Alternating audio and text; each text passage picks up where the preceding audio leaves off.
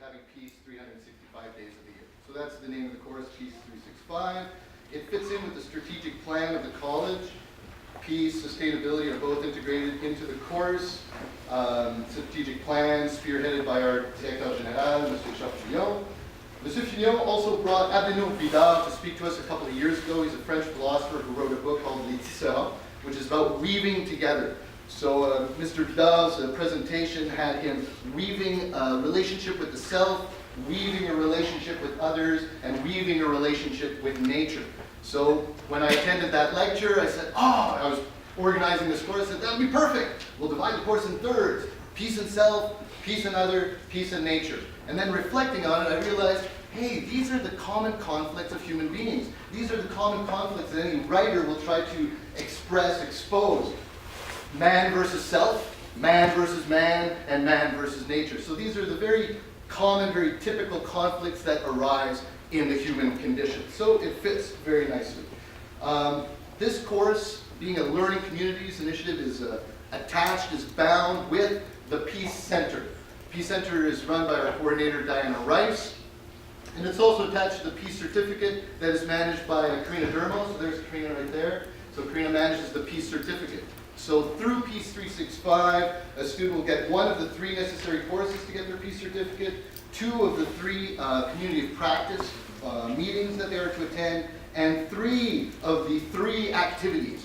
Which 3 activities? These panels. So by attending the panel on peace and self, peace and other, peace and nature, you fulfill all 3 activity requirements for your Peace Certificate. So we're very lucky today to have 3 wonderful teachers, people whom I respect very much. I respect them for a few things, a number of reasons. One, they're great teachers, and if you check them out on Rate My Teacher, you'll see that their ratings are through the roof. It's 5s across the board. But they don't rest on their laurels and say, well, I do my job, and 5 o'clock, I'm home, going home. They continually go above and beyond the call of duty. The type of people that don't ask what their college can do for them, but what they can do for their college. And their being here is representative of that. They're not being paid extra money. They have to find readings, they have to prepare a lecture, they have to show up on a Friday. And they do it with a smile, with pleasure. Sure, Ivan, I'm there. So let's give them a round of applause right off the bat.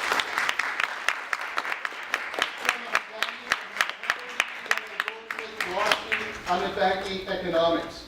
So before we get started, just a little idea. I told the class this before we came down here today, that I met a friend in London, I met a friend of his friend. He told me the story about the humanist condition and the post-humanist condition. He says the humanist condition would see thinking as stops on a subway line. So you go from Berry de Montigny to Atwater, and each stop was considered a thought.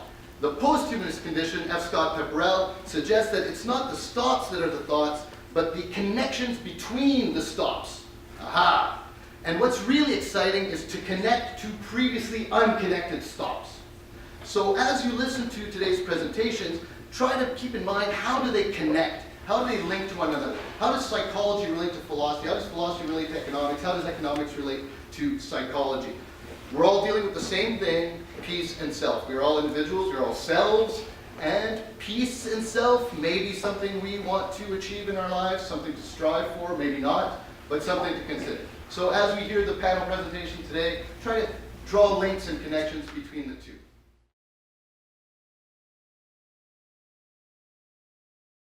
All right, hi everybody. Thank you all for being here, and thank you, Ivan, for inviting us and including us in this incredible journey. Thank you for the organizers. Hi.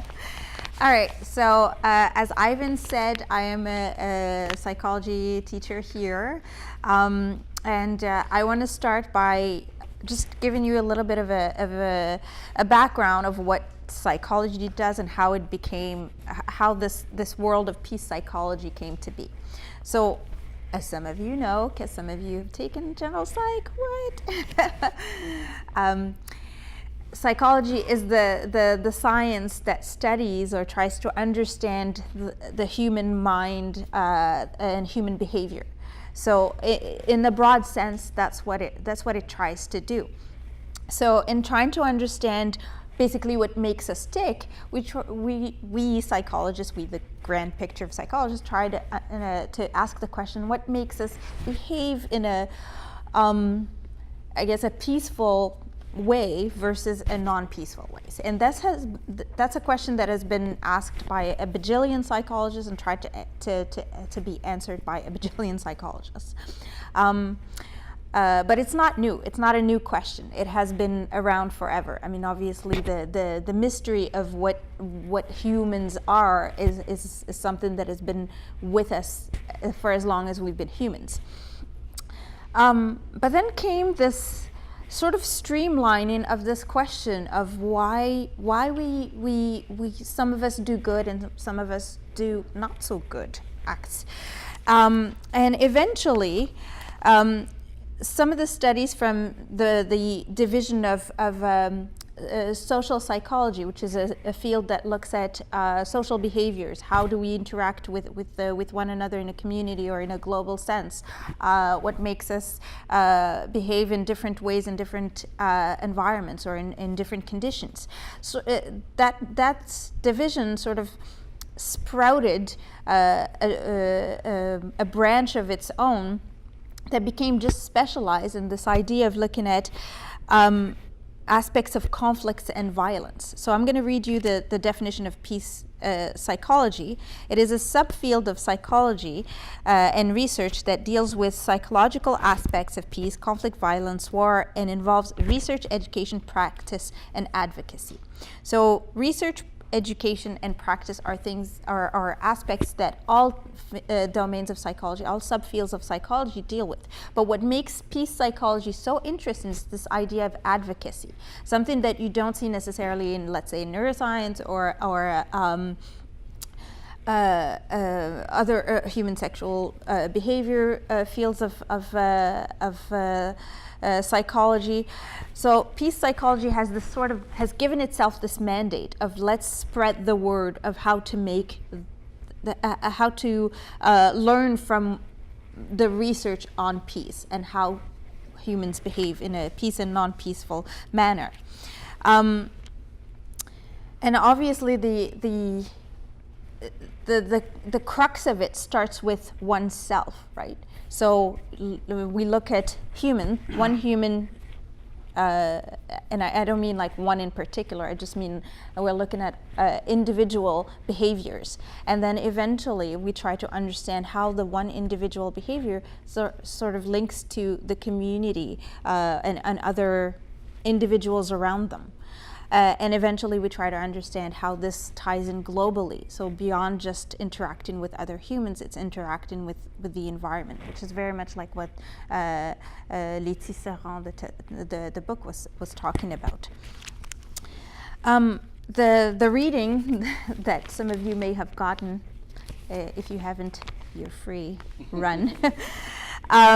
Basically, it gives a little bit of a definition of structural versus direct violence and structural versus direct peace. So direct violence is obviously very straightforward. It's this idea of like, I'm gonna, thank you. It's a violence that's very much what we think of as like the prototype of violence, physical violence, murder, war, all of that. And then there's a component of peace that deals with just that kind of violence. But then came in the 60s this idea of structural violence, which is something much more refined. It's this idea that there are systems in place that are preventing people from fulfilling their basic needs. So we have structural violence in the sense that so there are systems in place preventing women, for example, from fulfilling their optimal state. So pay gaps are a form of structural violence. We have structural violence that had perdured here in Canada, for example. That's the result of what the history of how we've treated the Indigenous populations, right? There's structural violence that can be expressed in the form of police profiling, right? Racial profiling. That's a form of structural violence. And with that comes the other side of the medal, right? There's violence on one side, and then there's peace on the other side. So peace psychology defines these terms, tries to understand what is it that what is the recipe that has led people or organisms or communities to enact direct violence or structural violence, and what are the conditions that we can have to move towards structural peace or direct peace. So how can we resolve conflict in the case of direct peace, or how can we implement new structures, new policies to help alleviate or eradicate structural violence. Now that became a much more complex question, and the APA, the American Psychological Association, yes, APA, those guys that make you reference a certain way, you can blame them. They've created a subdivision, a formal subdivision in 1990 that is just about peace psychology. So if you go on their website, it's called Division 48, and it has a ton of research on these questions of peace and non-peace from a psychological perspective, and it has contributors from around the world. So in doing that, there's been sort of a streamlining of psychology in the peace world, and hence this whole domain of peace psychology. But then the more you study peace psychology, the people who study it basically realize, well, you can't find a one recipe that fits all. So let's say if I'm looking at structural violence in Canada, okay, particularly, let's just say for sex workers. So sex workers are often victim of structural violence because, let's say, the act that they're engaged in, so their work is criminalized, and there's no recourses for them if they are victims of crimes while they're working, right? So that's a form of structural violence that's out there. So psychology, peace psychologists can try to understand what are the factors that are affecting these people. But then they realize, well, you can't just take that and transpose it to another culture or another country. So what's happening in our neighborhood is not necessarily the same thing that's happening in other neighborhoods. So can't apply this to sex workers in other parts of the world. So this sparked understanding that the geopolitical context is really important.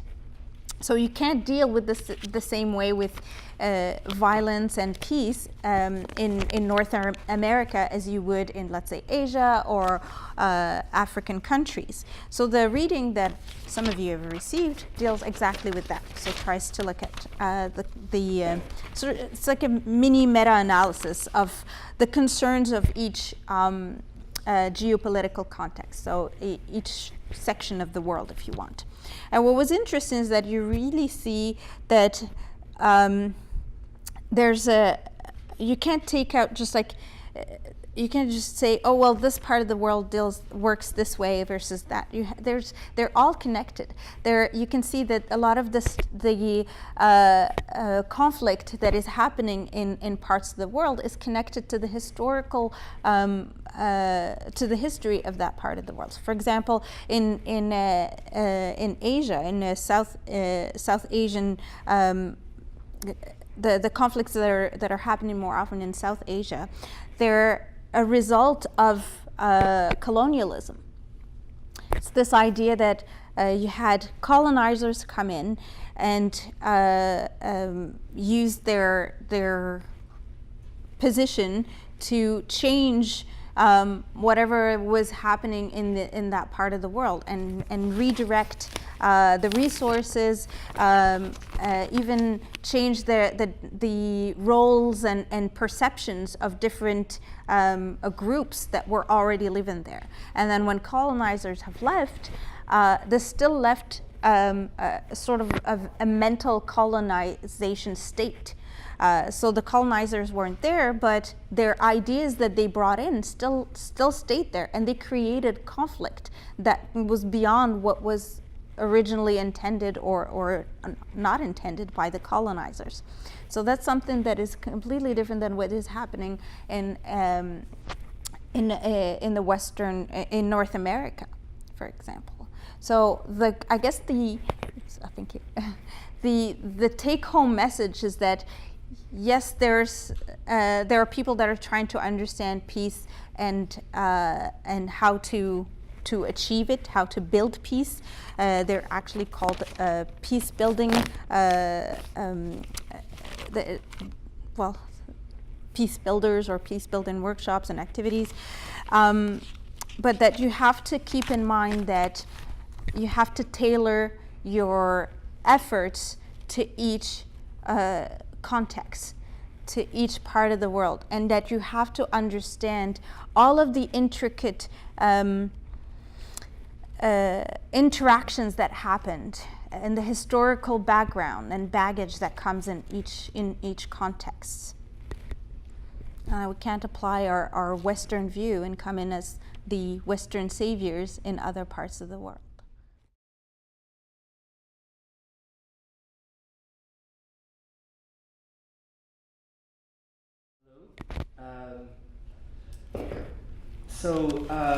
I'm actually a teacher in the humanities department, but I have a background in philosophy. So I'm going to try to condense my 15-week knowledge class into 10 minutes just now, because everything that I'm talking about, we go over for an entire semester in knowledge. And I sent out a reading about the philosopher Socrates. So before we even start talking about him, does anybody know what the word philosophy means in Greek? Like if we translate philo and sophia, maybe some of you know a sophia or a sophie. Does anybody know what sophia means? Wisdom. There we go. And philo? Love. Right? So philosophy is a love of wisdom. So you tell your friend Sophia in case she doesn't know. That's what her name means. And so the natural next question becomes, well, what do we mean by wisdom exactly? And there's a lot of discussion around that. But for me, somebody who is a philosopher is committed to finding the truth of things no matter what. That it's an engagement with yourself to say, I'm curious, I'm not going to stop until I find out how things actually are. And so Socrates is one of the founders of Western philosophy. He's one of the most important figures.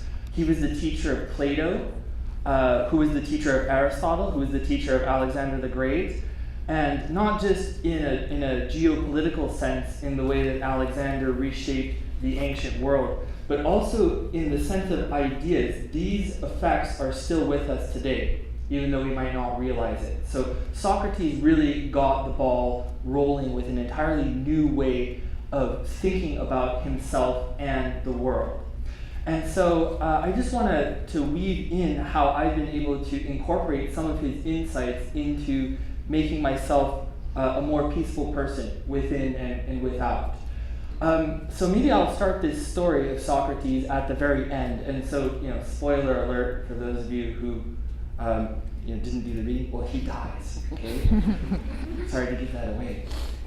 Socrates died quite a legendary death. In fact, he was condemned to death by a jury of fellow Athenian citizens, which really brings up some serious questions about democracy, which I think are still valid nowadays, whether a majority actually can make the right decision. And Socrates faced his death the way that he lived his life. And he continued practicing philosophy until the very end. And so when he was about to die, everyone around him was very distraught and crying. And they were, oh my God, we're going to lose our great teacher. What are we going to do without you? And Socrates was like, guys, like, why are you freaking out? Like, I'm going to die. You're going to die. Everybody's going to die. And why are you assuming that death is such a bad thing? You know, like, who has really been to the other side and can tell us, oh my God, like, it was terrible. I was being tortured by devils and things, this is an absolute unknown for human beings, what happens to us after we die. And so for Socrates, the logical response to that is, well, if you don't know about it, then don't make assumptions about it. Like, don't assume that it's a bad thing. For all we know, it could be the very best thing that could happen to human beings in our entire lives. And so this method of taking a sort of a common sense assumption, death is bad, and really putting that into question and asking, is it so bad? This is really what Socrates did his entire life. And so, he questioned a lot of the common sense that the Athenians were living with, like how to be properly a man. What did it mean to be a valiant warrior man, where you got to go and chop off the heads of your enemies? And what did it mean to be pious and devoted to the gods? Well, it means you got to kill these chickens and slaughter those goats and talk to Athena and all that. And Socrates was very critical of this. He was trying to ask people, well, why are you doing that? Like, where are you getting this from? And he found that even the people that were in positions of power in his society often had no clue. So military generals couldn't explain why they fought battles in some ways.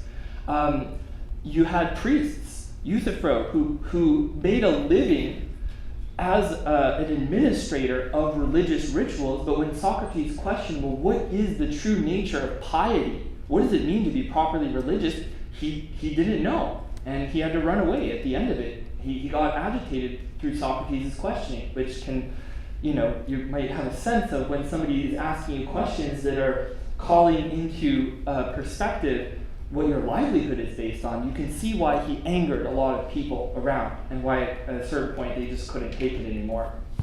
So Socrates was all about, first of all, noticing that there are common sense assumptions and then questioning that.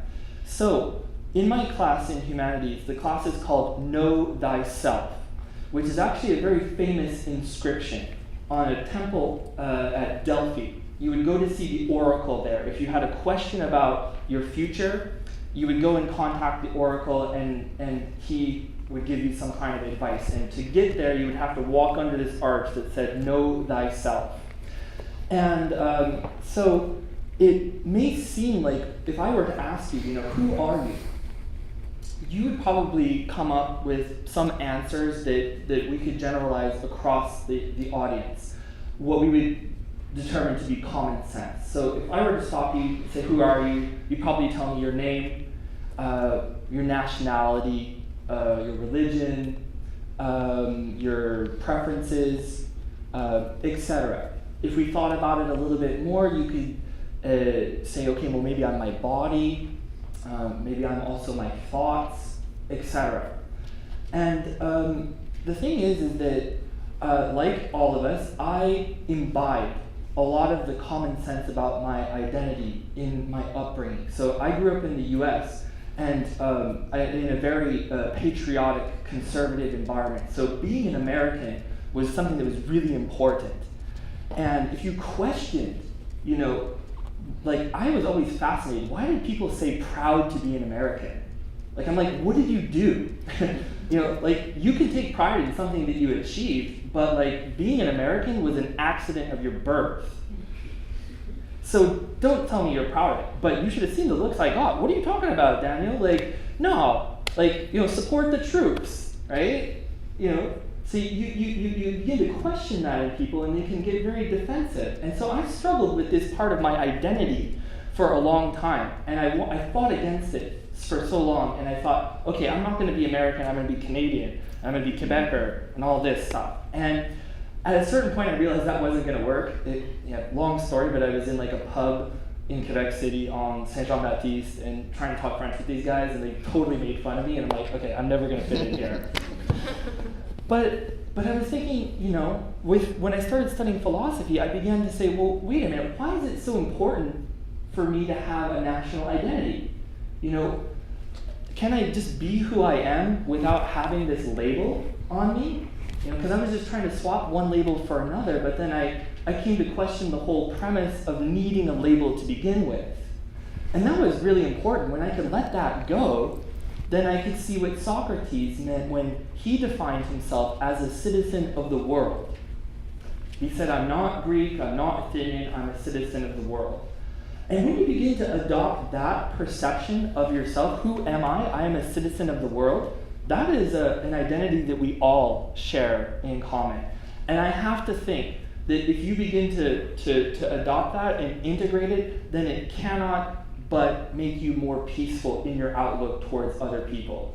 Because then you're not just cursing, you know, those Germans or Koreans or Chinese or whatever culture your background has taught you to fear and to hate.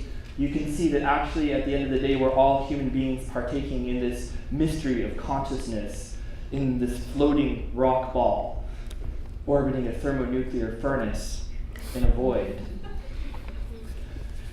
Then the other example of this Socratic questioning of common sense that I really wanted to mention for me and how it made me more peaceful with myself is something I mentioned earlier about I am my thoughts. And this is something that for a lot of us it's like a no-brainer. Of course, who am I? Well, I'm that little voice in my head, right? That's where I really am. If you ask people, where are you? Where are you most you? Most of us in the West will point to our heads, because that's the part we identify with the most. But through philosophy and complementary meditation, Eastern practices, you know, I could say, well, wait a minute, am I my thoughts? Is that really who I am? And you know, there are actually a couple interesting questions that come up when you begin to investigate your thoughts, which is, well, first of all, most of the time, you're not in control of your thoughts. This is something that becomes immediately apparent to you when, you know, Ivan asks you to sit and meditate. Just be quiet with yourself for 5 minutes and see all the stuff that comes in. And it is just, for me, like a random jumble of like, what's for dinner, and I should have said this, and my body's uncomfortable, and you know, it's like all over the place. And I'm like, wait a minute, and I'm saying that those thoughts are really who I am? Like, that's my essence? No. I seem to be sort of bombarded by thoughts that are arising from unconscious mind, maybe collective unconscious as well. And then there's also this curious phenomenon that you may have heard of called sleep, where like you kind of black out for like 8 hours a night. That's kind of mysterious to me. Like, wait a minute, wait, I'm here, I'm up, and then like a third of my life is spent in this kind of, I mean, sometimes there's dreams and those are fun, but like most of the time I'm just like, wow. And I'm not thinking there, but I still must be me in some way because I wake up and there's some kind of continuity. So when you begin to question your thoughts, that's also, it can be tremendously liberating because then you don't have to beat yourself up for what you're thinking. This is something that I do a lot. Like, I got crazy thoughts that come into my head, you know, on the metro or something like that. I'm just like, why are you thinking like that, you know? Or like, you're such a terrible person for having that thought about that person. And, you know, I can say, you know what, I can observe these are part of me, but they're not really me. And so I would encourage you to investigate that in meditation. But I think for me, what got me into meditation was at first adopting the Socratic method, realizing that there was a question to ask there in the first place. So there's a lot more that could be said about that. Take my knowledge class if you want to really investigate this a lot more, but I should turn it over to Ahmad.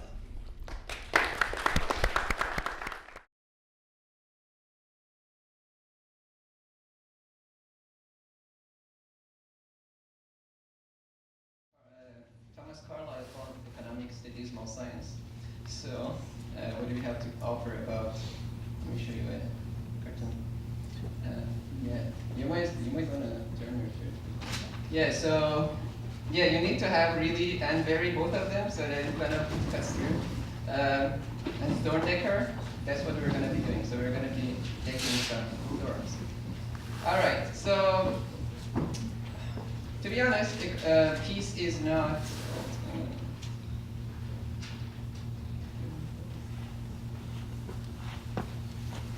All right, go. So peace is not one of the jargons of economics, but we have some central concept in economics which could cover peace, and that is the idea of utility. So utility here is not power and gas and water and all that stuff. You might have heard of utilitarians, right, in ethics. It kind of comes close to it. So if you want a more, the easier translation for utility, it would be satisfaction, or if you want, happiness, right? So we use this concept of utility to talk about anything that incorporates into our well-being. And part of that could be peace. And when we say peace, it could be inner peace, individual peace, or external peace at the social level. So all of that could be incorporated into this concept of utility. Now, if you go around and ask people, what is something that could give you more satisfaction? What do you think most people are going to say? Money, right? Now, and that's why you're always just running like a hamster, right? So there's this idea that income and happiness or utility are correlated, right? So let's watch a little clip here that kind of investigates that. So that was freaky.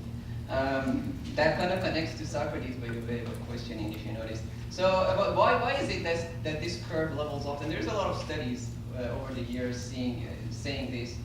Why is it that it levels off? There are a whole series of explanations for it. And there is this article that you can Google it, it's available online, Does Money Buy Happiness? It doesn't have any math, it doesn't have any graphs, but it has a lot of good discussions. And those of you who are in Professor Freud's class got the article. So it kind of explores some of the things that contribute to happiness and some of the things that don't. So one of the things that I'm going to focus here, because of a limited time, is the idea of relative income. All right. So let's do a thought experiment. All right. So I need your imaginations. It's not realistic, but it's insightful. Let's say you go home today, and over the weekend, you get a message, you get a mail from the Peace Center, which says that we had a fundraiser for the Peace Center, and since you attended the Friday session, your name was entered into the draw, and it has been picked. Okay? And you have won a Segway. You guys know what's a Segway? Yeah. So that's the older version of it. The newer ones are tighter. So now, if you haven't tried a Segway, it's amazing. You guys are gonna love it. This is not a promotion for Segway, by the way. They don't pay me. So let's say they deliver it to your home and you try it and you just love it, right? You just love the Segway. So you're gonna be like, yay. So that's gonna give you a lot of happiness or utility, right? So next week, you come to college and you're so jubilant and happy with your stupid Segway. And you see your friend, and the first thing you tell them is, guess what happened, guess what happened, blah, blah, blah. You just tell them the story, right? And they look back at you and say, well, actually my name was also picked, and I won a BMW.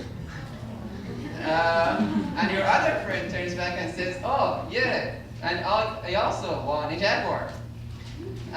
We're talking real cars here, not American cars. Sorry. So now, before long, you realize that everyone has won a car. Now, pause here for a moment. How are you going to feel? What's going to happen to your initial happiness, to this mania? Are you going to be as happy as last night? Maybe not. Maybe you're going to be like this guy. Or maybe this guy. Now,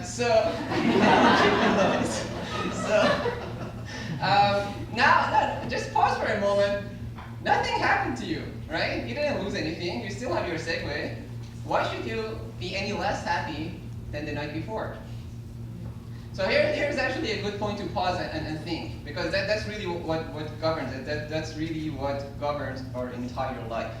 So a short little observation here is, as long as you compare yourself to anyone, you have the right to everything except peace, right? And you can think about that. So that's kind of like a profound observation just by this simple thought experiment. So now when we talk about utility in economics, we have this thing called the utility function. So we have these mathematical formulas and models which are useful in giving us a framework. So when we talk about utility, in the most simplest form of it, we can present it like this, right? So U here stands for utility, C is consumption, me means my consumption, it's like my consumption. So my satisfaction, and this is like my consumption. Does anyone know what F stands for? Function. So can somebody put this into a sentence?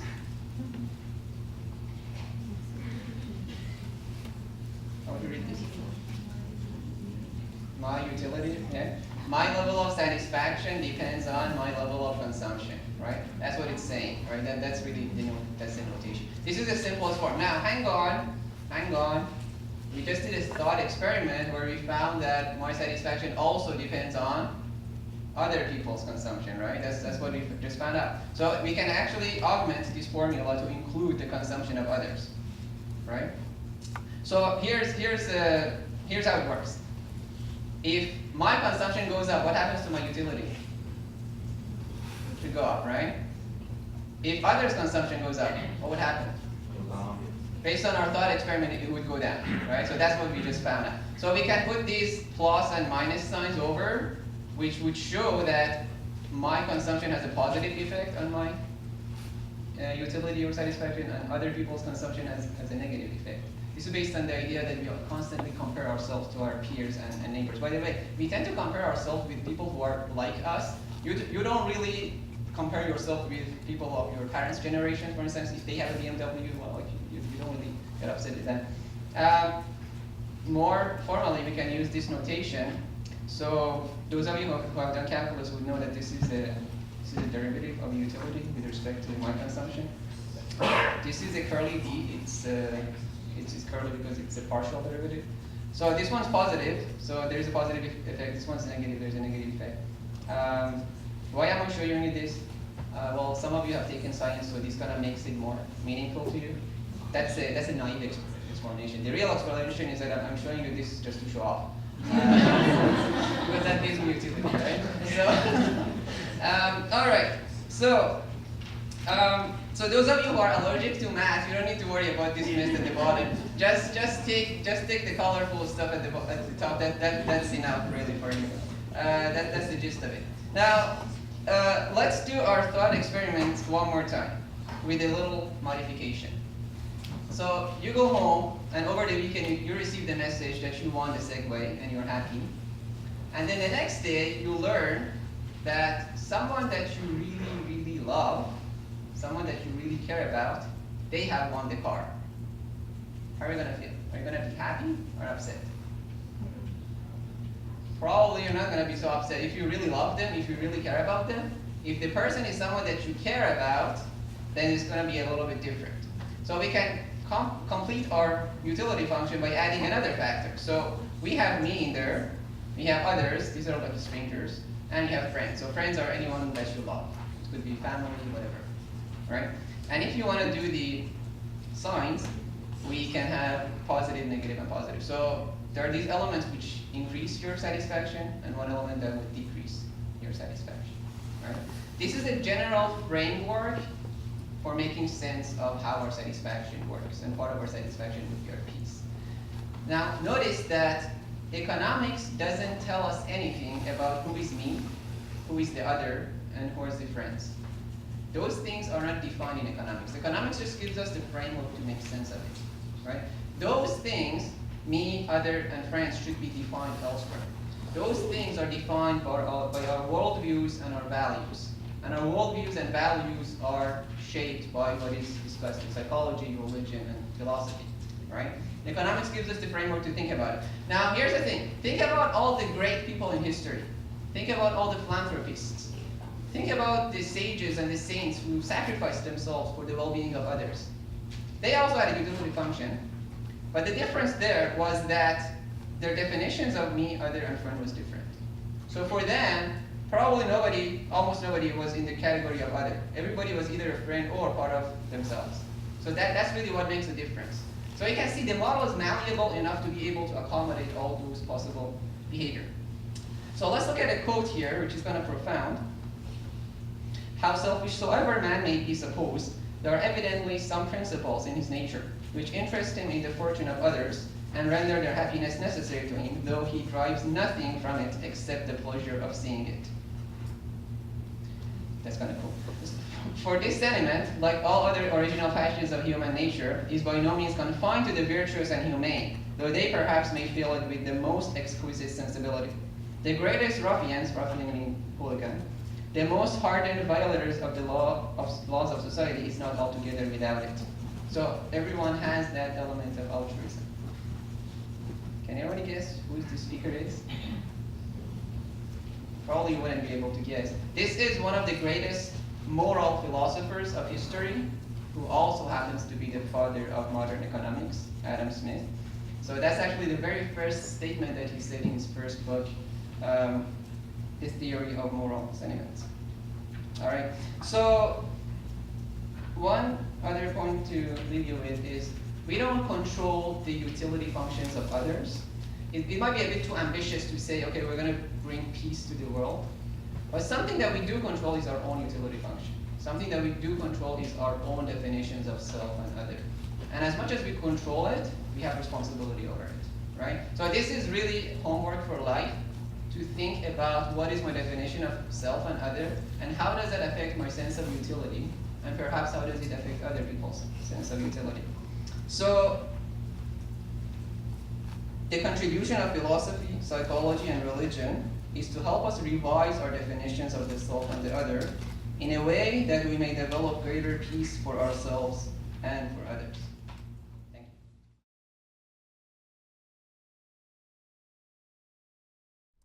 you. So simple question to begin with, is inner peace an essential component of world peace? So if you're interested in world peace, is striving to bring about peace in oneself an important step in that journey to world peace? And let's start with Selma. The obvious answer is yes, right? Oh, thank you. From a psychology perspective, inner peace is something that is called positive psychology, or the psychology of well-being. It's this idea of understanding and taking care of yourself before you can actually take care of others. From a social perspective, there's this thing called cultural identity. That is also addressed by peace psychology. It's this idea of like, well, I know who I am with respect to my culture, to my people, to the group I identify with. So to I guess impersonate peace, or to create peace, you have to start from within, so that you can actually be able to connect with the other, and then eventually disseminate that even further. So there is an element of, if you don't have inner peace, you have a difficulty expressing peace outwards. Like right? the idea of putting on the air mask, the oxygen mask in the plane before putting it on somewhere else. Absolutely. Well, thank you very much, Selma. Daniel? Well, the Dalai Lama has said, if you want to create peace in the world, first go about creating peace in yourself. And we shouldn't just listen to him because, we might respect him. We should investigate that for ourselves. And I think where philosophy can really come in is in exactly what Ahmad was talking about, was really investigating, well, what do I mean by self and other? And in my class, we talked extensively about the body, and how actually, if you reflect on what is my body? Like we all feel that we are our bodies, but what is the body? I've been drinking water up here. We all had lunch. We're all breathing in air and exhaling air. And if we trace where those elements come from, well, we see that the air comes from the tree, the water comes from the river. Well, where did the water in the river come from? Well, it came from the lake, and that came from clouds, and that came from evaporation. And there's a very real sense that some of that water that is in my bottle right now could have at one point in the past been part of you, that you had taken in and excreted and it's gone back into the environment. And I read a study that said that there's like 100% statistical likelihood that in every breath you take, there's at least one molecule that Jesus and every other person had breathed in. And similarly, when I drink water, I've got a little bit of Adolf Hitler in here as well. And I gotta say, man, Hitler is really tasty and refreshing. But, you know, all of the energy in the universe is constantly cycling through each and every one of us, and the natural world, too. We're not separate from the natural world. That when we cut down rainforests, we're cutting down the other half of our lungs. And most people, they look at the forest and say, I'm over here and the forest is over there. Or when I look out at you, I say, I'm over here and you're over there. But the more that you reflect on it, the more you realize that, wait a minute, I am you and you are me. And in the Ubuntu philosophy in South Africa, Ubuntu means I am because you are. That we are interconnected in a very, very intimate way. And so when you expand your sense of self to include everyone and everything, then like you can't help but want to take care of it. I see you in suffering. That's like having my left hand in pain. Of course my right hand is going to come over. When I see environmental destruction, I would feel it in the same way as I feel something happening in my lung. And so it really starts with expanding your conception of self to include the totality of humanity and nature and the universe for that matter. And Albert Einstein has a beautiful quote that says that actually our habitual self-perception of ourselves as ego and limited by the body is an optical illusion of consciousness, and our task must be to free ourselves from this illusion so that we can become more compassionate towards every living thing. And that is a sentiment you find echoed across the ages in all spiritual traditions. Any scientist worth his or her grain of salt has also reached the same conclusion. And so it's like, to put it another way, when you really make peace with yourself, you see that there is nothing but yourself. Well said. Thank you very much. Ahmed? Well, in economics, we kind of look at the practical dimension, that what can be practically achieved. And practically speaking, the most predominant motivation of people in their behavior is self-interest. And if we recognize that, then that's really the answer to your question, that if you want to achieve peace, you have to make it meaningful to people on a personal level. And if that's done, then that's going to be the first step toward achieving world peace. Excellent. Thank you, Ahmed. Okay, do I have another question for you? Okay, so this is kind of maybe drawn a bit from Selma's reading and the importance of social justice in terms of peace. So is the notion that every human need is a human right essential to peace? And we'll go backwards. Ahmed, what do you have to say about that?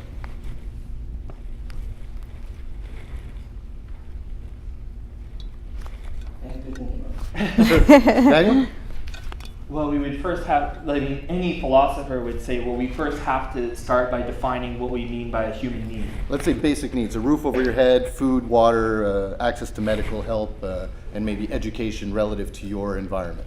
Right, so are all of those needs human rights? That's right. Or if we considered those needs rights, is it necessary to consider those needs as rights in order to find peace?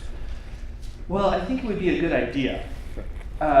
Because this is something that when you adopt that expanded conception of self, you come to look at other situations in the world where people's basic needs aren't met, and instead of just having pity for those people in India in slums or something like that, when I reflect on that, I'm like, what kind of human potential are we losing out on? Because people are struggling with those basic needs, with the Maslow's baseline needs. Are we being deprived of an Einstein?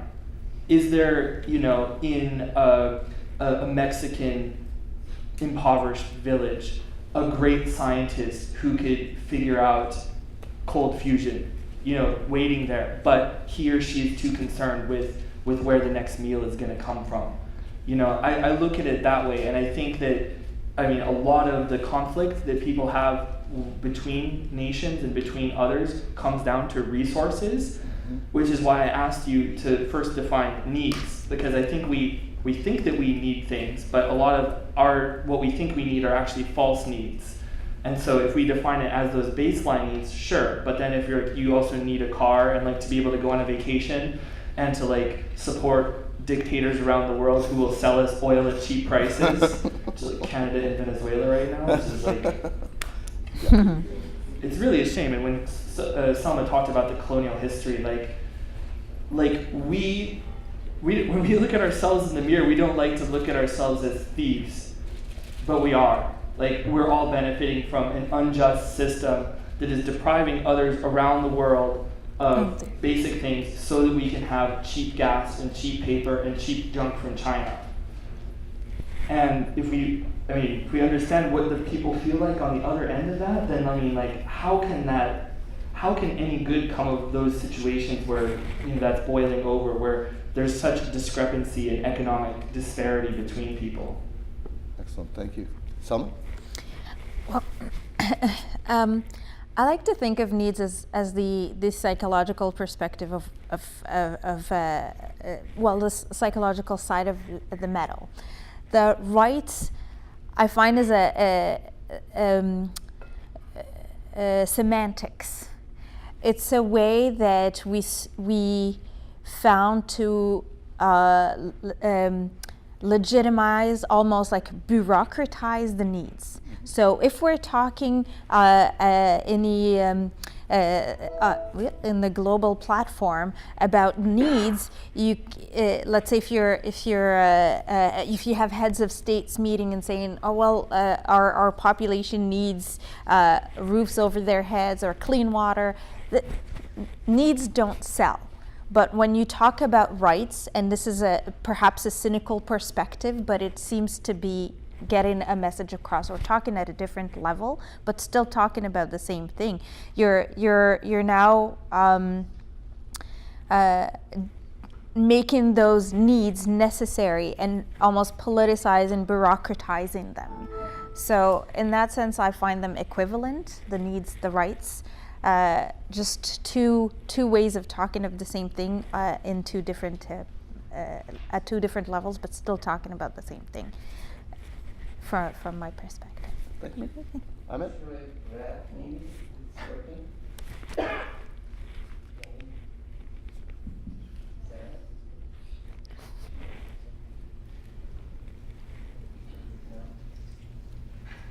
Sorry, shut down. Hold on. So about rights, I have kind of some reservation about that.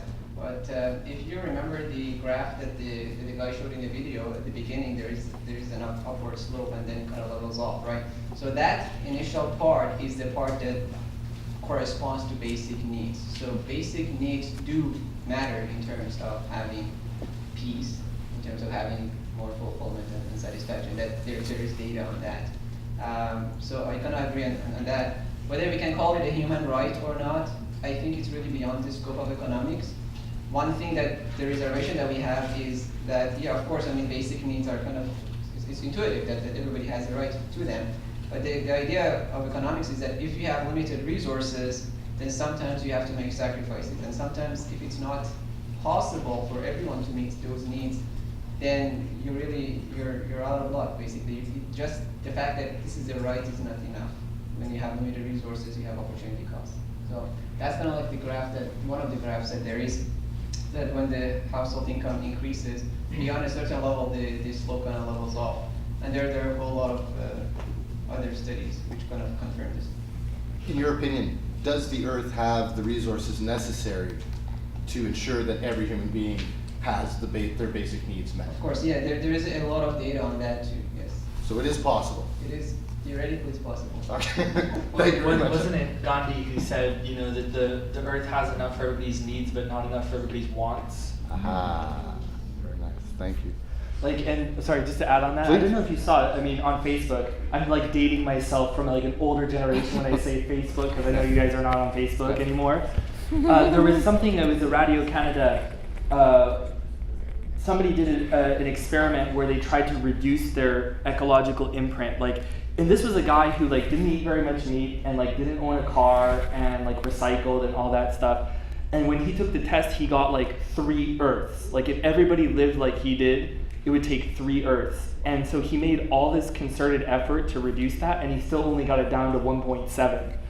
And the message was that we only have so much power as individuals to affect that, and that for those other things that it needs a political, governmental policies to shift. But yeah, if the world lived the way that most of us live, we're out of luck. It's just not going to work. So we need committed, enlightened leaders with vision. These guys. Pressure's on. Nancy, Viv, are we okay in terms of time for Social Science Week? I know you've got the closure. Like 8 minutes for questions. Thank you very much. Who's got a question? Keenan, you got a question? Sure. So when I was reading the psychology reading, I was questioning whether or not structural violence and direct violence have a direct correlation with each other. For instance, if you were to get rid of structural violence, would direct violence still be something that we would have to take care of on its own? So that's an excellent question, and also thank you for doing the reading. So the theorists of structural and direct violence claim that they are independent of one another, but that they can influence one another. So if you take an example of situation of domestic violence, you have both direct violence and structural violence embedded in it. Whether you can, if you get rid of structural violence, let's say in a utopian world, whether it would get rid of direct violence is a very big question that I'm not sure the answer would be yes. Because we study human beings, we also know that we have great potential for goodness, but we also have tremendous and great potential for not goodness. And that the latter is what feeds into direct violence and also structural violence in some ways. So I'm not sure you can, this is the cynic in me, I'm not sure you can eradicate completely any of them, but you could certainly see the links between the two of them in a lot of situations and understand how that works. So just to give you another example is that there are studies right in our backyard at McGill who looked at what makes certain groups turn to violence. So radicalized groups. There was a study with the Tamil Tigers in Sri Lanka, for example, who are labeled a terrorist group who have committed terrorist acts. But they're proning the independence and basic needs of the Tamil people, right? So they come with this idea of like, I want something basic for my people. The structure that's in place is not allowing that, so that's structural violence. So I will resort to direct violence to get my message across. So the two are linked, but I'm not sure you can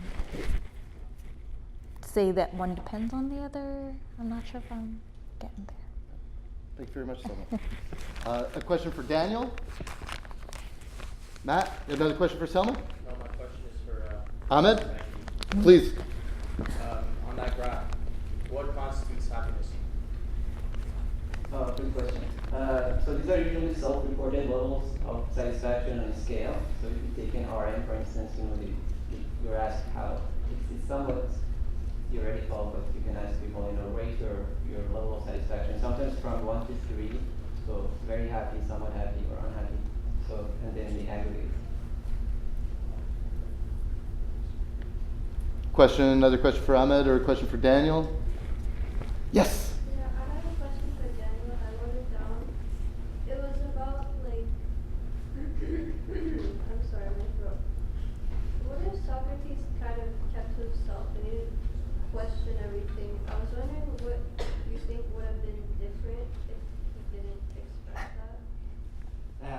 excellent question. Thank you. There's a long answer to that, and there's a short answer. So I'll obviously give you the short one right now.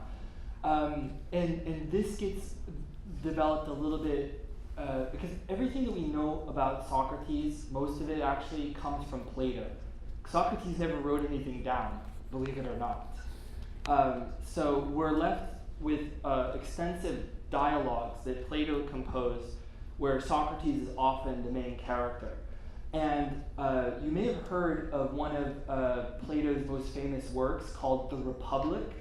It's considered to be the first work of political philosophy. And in it, Socrates and many other characters debate the nature of justice and debate the nature of governance and the structure of society. And one thing that really comes across in all of those discussions is that the individual and the society are interconnected. And that you can't just sort of, as it were, be an isolated individual and be unaffected by what's going on around you. So I think Socrates got involved because he saw that. He saw that he owed his life to the society and that he could give something back in that way. I think he also did it, and this I think is the bigger reason. Ignorance is dangerous. And when people have ignorant beliefs about themselves, nature, and others, then they're more prone to act in ways that bring themselves and others harm. And so I think that Socrates, out of a motivation of compassion, said, hey, you know what, like I've pioneered this method and it's allowed me to work through a lot of things in myself and make me more peaceful with myself and make peace with death. And I see others around me who are acting under their illusions and they're causing themselves all sorts of trouble and they're inflicting harm on other people and perpetrating injustices. So I think he felt this obligation to then go out and at least offer some way out of that for them. And if you go back into the Republic, there's a very famous allegory called the allegory of the cave, which you may have heard of, where the thought experiment is that there are people who are born in a cave, and that's the only reality they ever know. And there's a fire behind them that projects shadows on the wall. And they think that the shadows are reality. And then one of them breaks free one day and sees that actually this is not the real world at all. If you've seen The Matrix, it's based on that idea. But then, and this is crucial, that once one has quote-unquote seen the light, you can just bliss out in the nature of reality.